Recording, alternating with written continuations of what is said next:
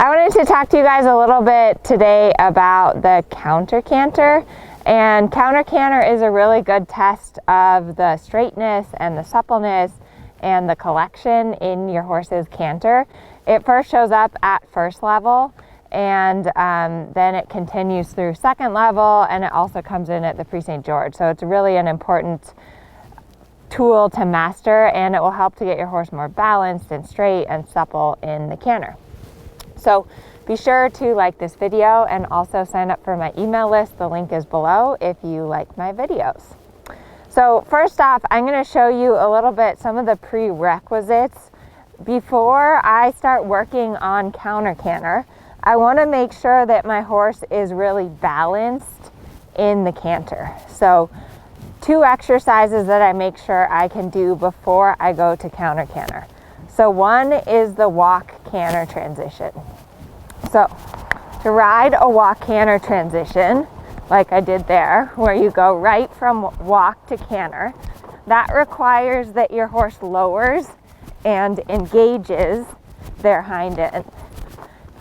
So it's not so important that you can do a perfect it's not so important that you can do a perfect canter to walk transition, but you do want to make sure before you do the counter canter that you can do nice clean walk canter transitions on both leads.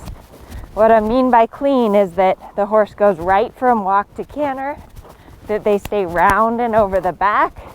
In that last one, he came a little bit above the bit, so I might repeat it.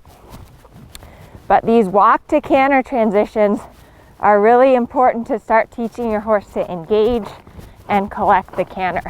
So that's prerequisite one, is your walk canter transitions. Now the second prerequisite before you start your counter canter is that you should be able to ride a 10-meter circle in the canter. So a 10-meter circle goes from the rail to the center line. Your horse should maintain the same canter rhythm. They should keep their pull the highest point.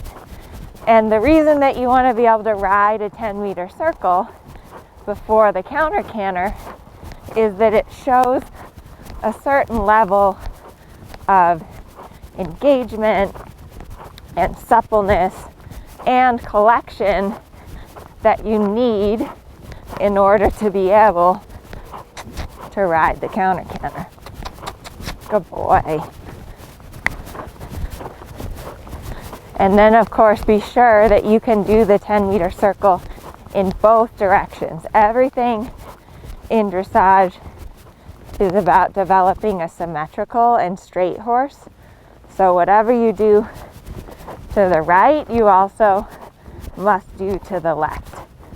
You'll notice that your horse, like for him, this left is harder for him. He likes to kind of swing out with his haunches.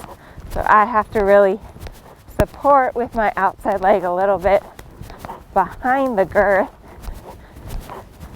to get these 10-meter circles happening at the canter. All right, so those are your two prerequisites. So when I first start introducing the counter canter, it's important to introduce it step by step.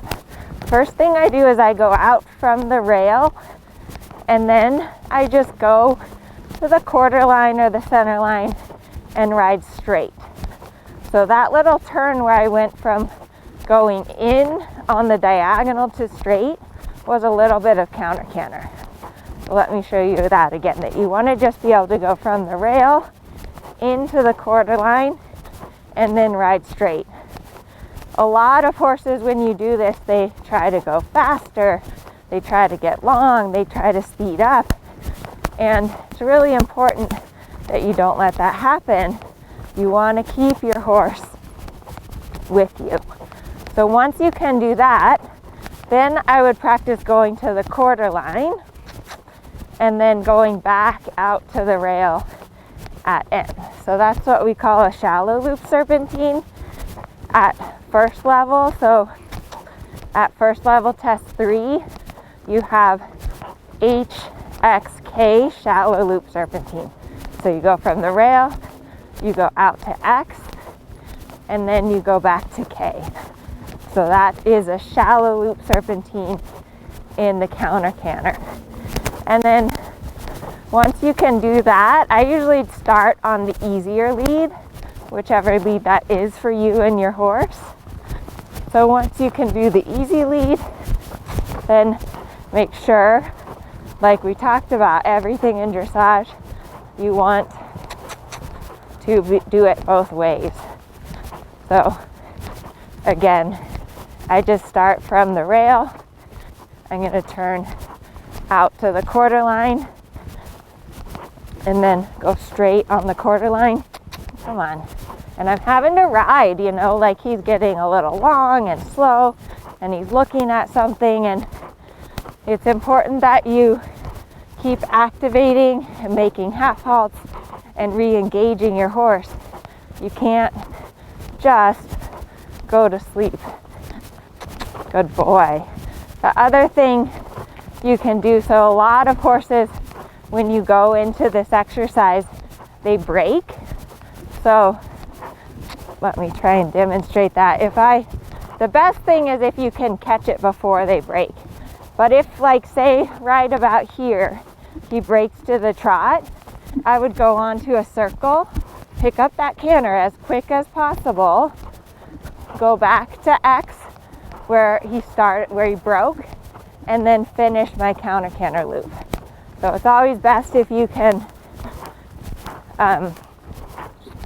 fix it before it happens. Another thing that you can do is you can mix in your 10-meter circle. So like if you feel like your horse is getting strung out in this counter canter exercise, do a 10-meter circle, go out to X, do another 10-meter circle when you feel your horse start to rush.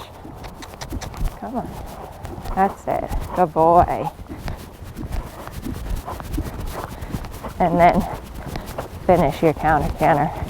Good boy. Be sure to reward your horse, because sometimes at first with the counter canter, they're not really sure what you want. It doesn't make sense to them why you would want them to canter on the wrong lead.